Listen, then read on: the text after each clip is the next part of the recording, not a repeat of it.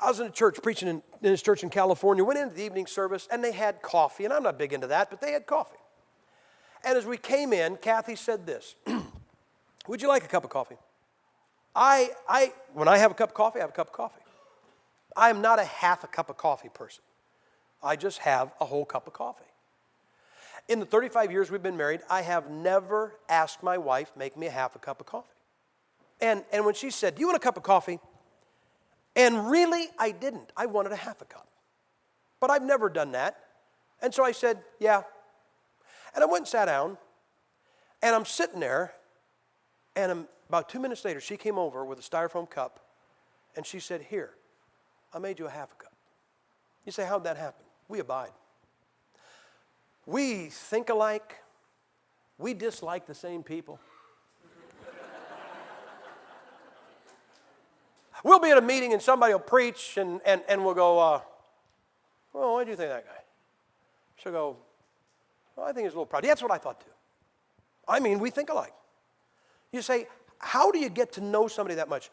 When you abide with them. Come on, do you not know what will make your spouse angry, happy? Do you not? There are just things you don't even have to communicate. You just do them. Isn't that right? Say, why? Because you abide with them. And when you abide with somebody, you spend so much time with them, you just know their reaction. We are supposed to abide with him. You know what that means? That means you carry on in your life. You know, I got a feeling if I keep going the direction I'm going, yeah, I'm going to get in trouble. You ought to be able to do something or be in a position to do something, and just before you do, you go, you know, I got a feeling I shouldn't go any farther. You say, what is that? You should abide with him. And if you abide with, he said it's commandment.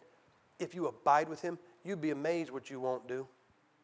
You'll be amazed what you will do. Look what the verse says, chapter 14, verse 15. If you love me, keep my commandments. Let me ask you a question.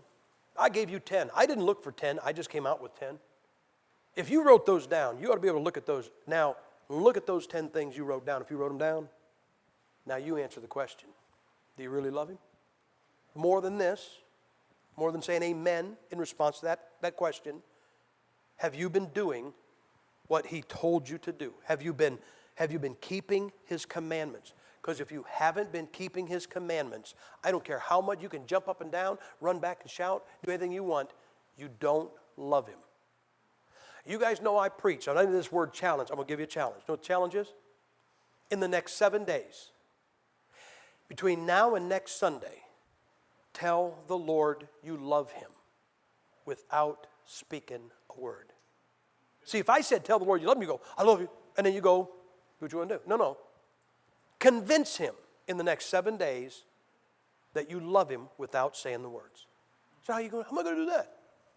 Keep his commandments.